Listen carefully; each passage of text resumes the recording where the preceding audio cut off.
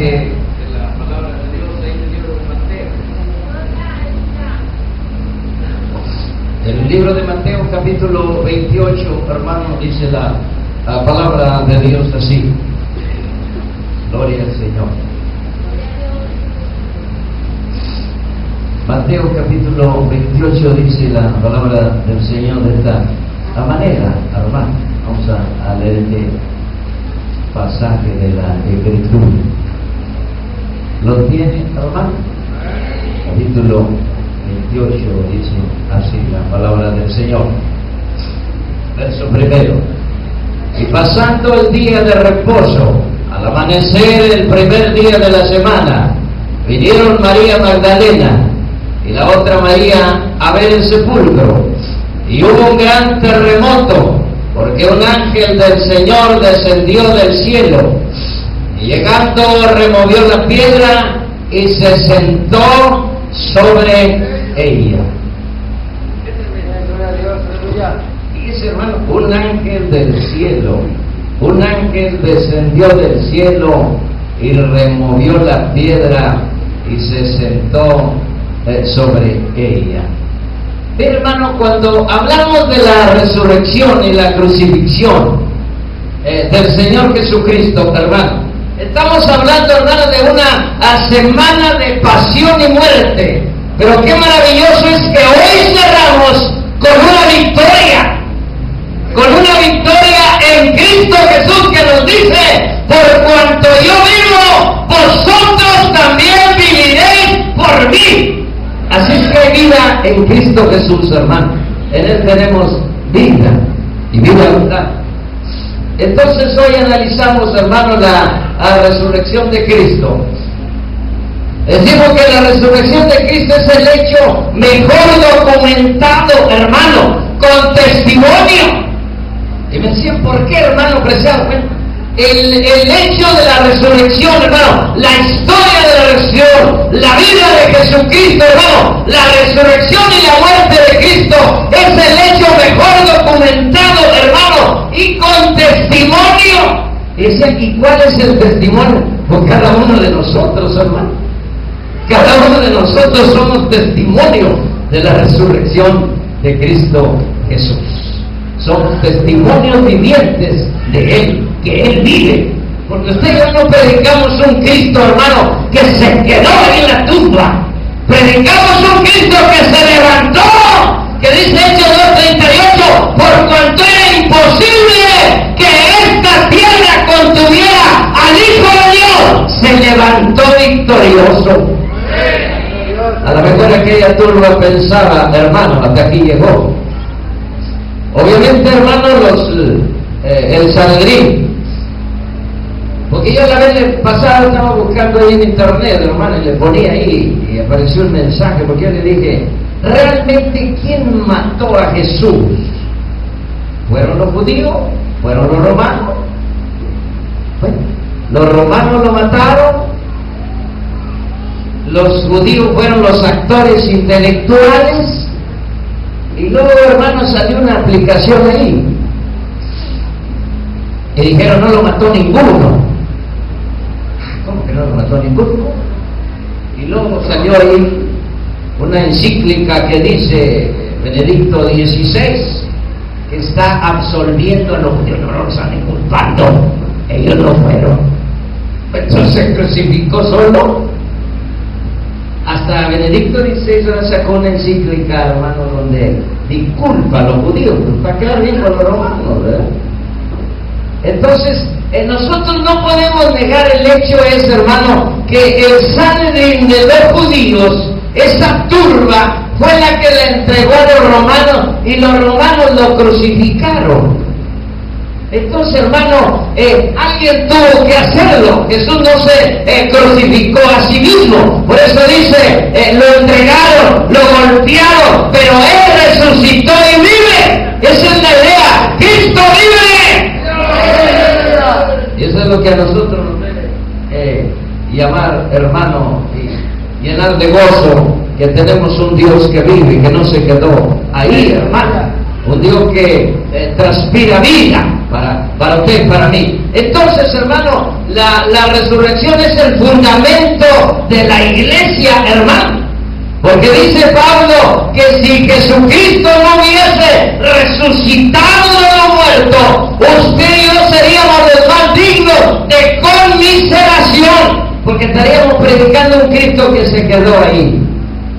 Diga, no, pues no resucitó. Como decían los discípulos, resucitará. Y lo que Tomás, incrédulo, pelaba los ojos, resucitará Tomás. No, no creo que resucite. Muy difícil. Oiga, yo le pregunto, ¿los discípulos no habían presenciado resurrecciones, hermano? Pues claro que habían presenciado. Por lo menos hay 3 resurrecciones, hermano, antes de la de Lázaro. 3 resurrecciones que Jesucristo realizó, hermano. Y eso debió, hermano, de fundamentarnos en la fe y creer que Jesús se iba a levantar. Pero no creían, hermano.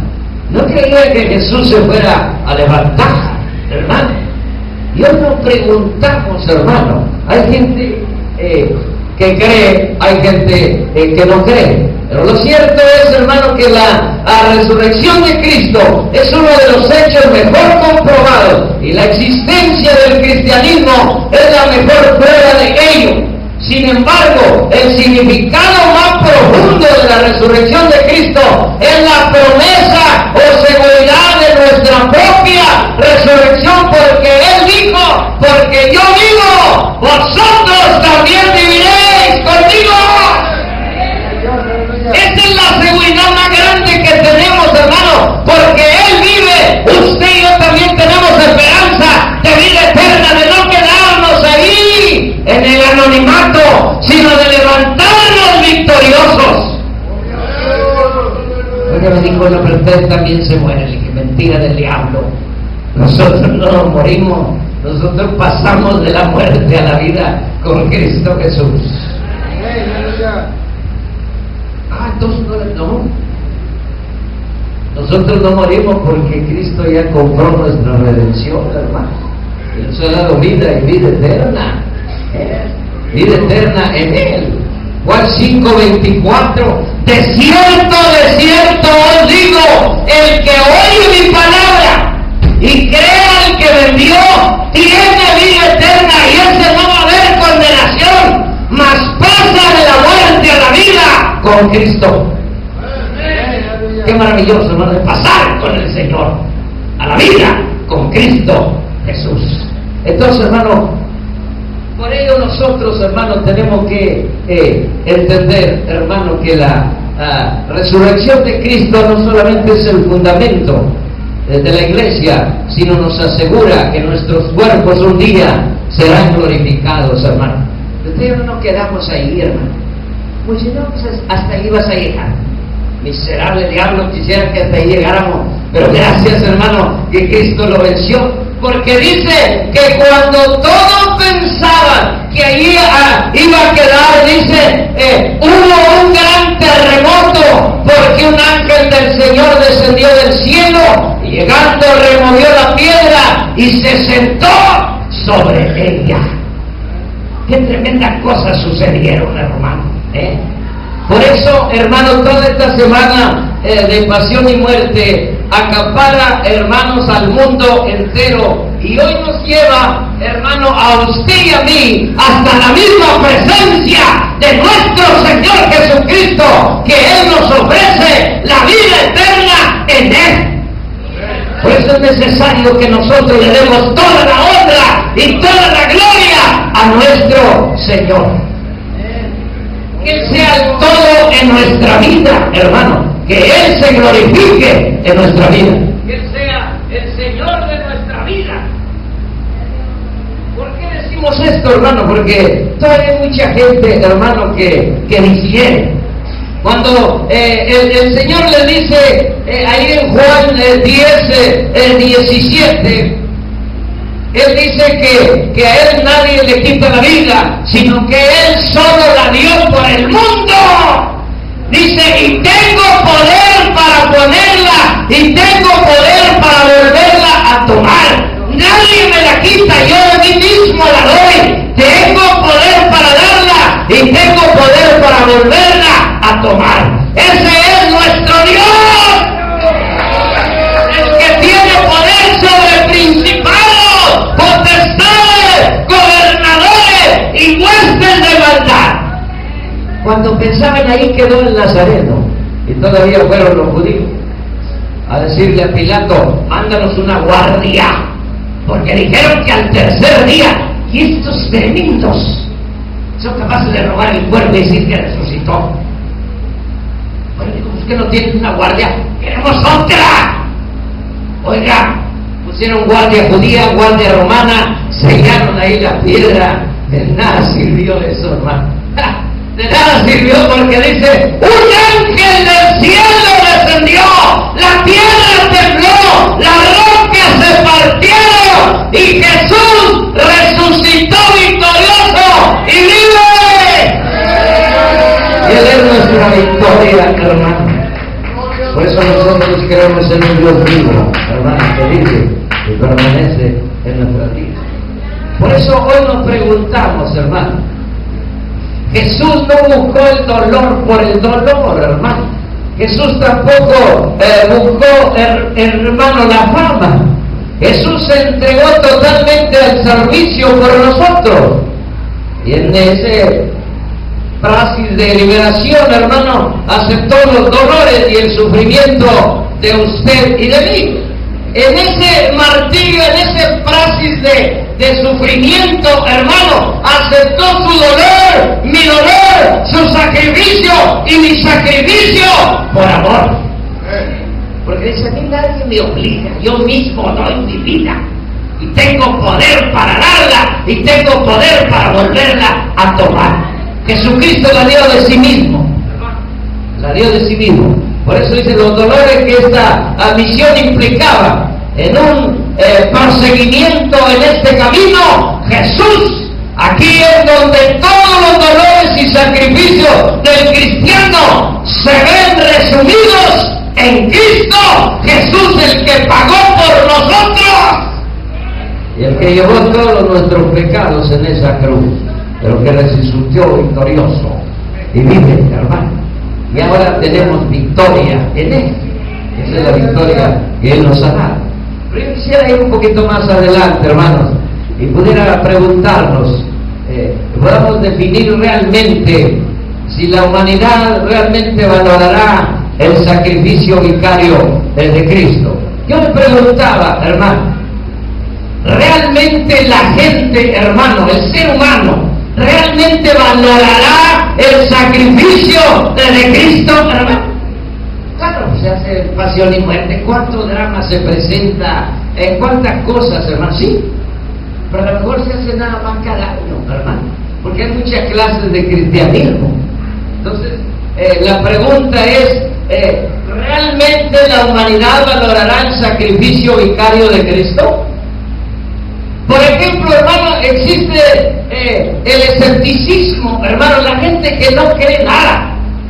Hay gente escéptica, gente apática que no cree en nada más que ¿qué? Un día me dijo, no, mira, apreciado, lo que existe es nada más esto, y es de sudor que da esto.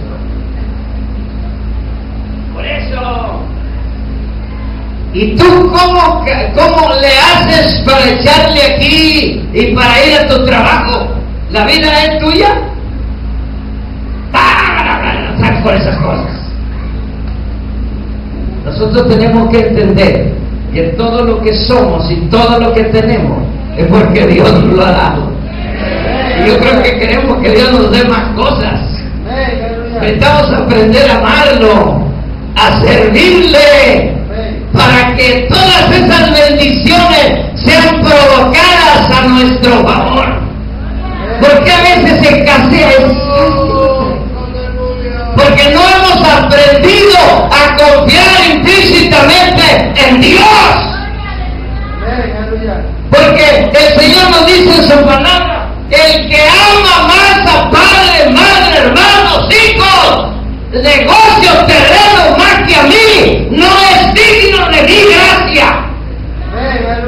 Y un día me dijo una hermana, hermano preciado, blasfemia, porque mi familia es de Dios. Así le dije, pero su familia le está quitando la oportunidad. Entonces, ¿por qué no viene a la iglesia? Viene la familia y se queda en su casa. Y el Señor dice, el que ama más a hijo, hija, hermano, familia, terreno, negocio, más que a mí, no es digno. Y el que toma el arado y voltea atrás, no es apto para el reino. Dios quiere que volteemos a Él, que le sirvamos a Él, que Él sea el primer lugar en nuestra vida. Puede ser su familia, puede ser un hijo, los nietos, usted quiere mucho los nietos, los hijos, los nietos, pero debe ser el Señor. Yo me acuerdo un día que le dije a mi familia, me dijeron así, oiga, no quiere. Porque yo le dije, en medio de todo esto, para mí el Señor es primer lugar. Pero si me dice, tú ya no quieres, papá. No, le dije que en medio de todos ustedes, para mí, el primer lugar es el Señor. Que sin Él no soy nada. Y ustedes estarían aquí. Dios debe ocupar el primer lugar en nuestra vida, hermano. Por eso Dios requiere de nosotros que nosotros seamos verdaderos adoradores del Señor, hermano. Verdaderos adoradores del Señor. Entonces, hermano, ¿realmente la humanidad valorará el sacrificio vicario de Cristo? Por ejemplo, el escepticismo son los que no creen en nada. Son los que son indiferentes, aquellos que le dicen a usted, a ver, muéstrame tu Dios para saludarlo. Recuerdo yo cuando estaba en una empresa y yo estaba compartiendo, uno dice, a ver, preciado, preséntamelo para echarle la mano a tu Dios. Padre Santo, le da uno ganas de retorcerle el cuello, ¿verdad? ¿Cómo se le retorcían a las gallinas antes, verdad? Creo que volaban por ahí el cuerpo y se quedaban aquí con la cabeza. Así las mataban antes.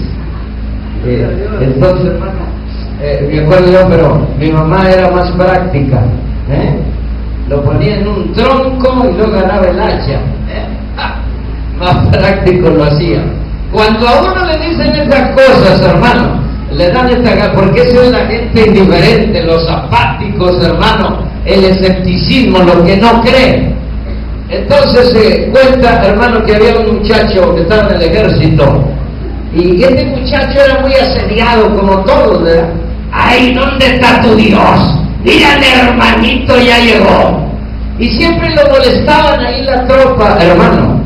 Y se dice que el teniente siempre se burlaba de él. Y un día quiso avergonzarlo ahí en frente de todos sus compañeros. Y luego dice que le formó una broma. Y le dice, a ver, Francisco, ven por acá, ten las llaves. Quiero que vayas y te muevas ese jeep y lo estaciones aquí enfrente. Ahí estaba un jeep parado. Pero el detalle era que él le había quitado el motor al jeep. No tenía motor. Entonces le dice Francisco, no sé manejar. ¡Ah! No sabes manejar. ¡Ah! Pídele a tu Dios. Pídele a tu Dios, no dice que tu Dios es poderoso. Pídele a tu Dios que te enseñe. Tomó las llaves. Cuando vienen los retos, hay que creerle a Dios. Tomó las llaves, se dirigió al jeep, abrió la puerta, puso la llave, lo prendió sin saber manejar, vino y lo estacionó y le dijo, jefe, ¿está contento? Ahí está el jeep. Cuando lo estacionó dice que todos estaban hincados y orando y dijeron, queremos tu Dios, queremos servir a tu Dios. Y le dijo el jefe, ¿saben por qué? Le dijo el teniente, ¿saben por qué? Porque mira el cobre, no tiene motor. Pero dijo, este muchacho Francisco dijo, es que yo quiero en un Dios de lo imposible, un Dios que hace posible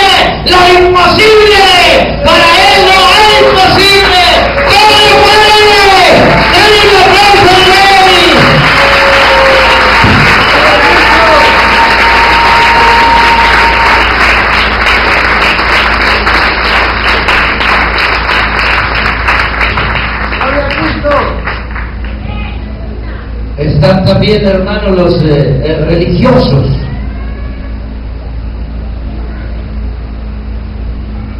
Vamos, buen tiempo, hermano. Vamos, buen tiempo. ¿Qué tiempo tenemos? Las 12. Ya, hermana, ya está. Ya son las 12 la hora de comer. Es buen tiempo, hermano. Además, hoy no vamos a comer. A ver, va a regalar la comida. Ya, mándesela ya. No, que comer ni nada. Vamos a comer. Vamos a ver, dice, tenemos, hermanos, segundo lugar, los religiosos que lo hacen por tradición. Hay mucha gente, hermano, que por eso no valora. Mire, hay gente que es tradicionalista, hermano. Nada más lo hace, ¿por qué? Pues nada más porque estamos en este tiempo, hermano. Porque es la semana de pasión y muerte. Y ellos dicen, con este día que venga, con eso tengo. Es como les decía yo, ¿saben con cuál fecha abre la Pascua, hermano? Con la fiesta de la cosecha, que dice Levítico, con la gavilla dorada, que me siga aquí en el altar el sacerdote, y eso les aseguraba sus cosechas. Porque me decían, hermano, pero ¿de dónde salió esa tradición de los ramos? Ahí lea usted Levítico. Ahí está la gavilla dorada, Levítico 23. Acá para el versículo, pero ahí está. La gavilla dorada con la que abrían, y ahora es con la que hacen los ramos, ¿se fija usted? Entonces, ellos traían esta gavilla, aquí se mecía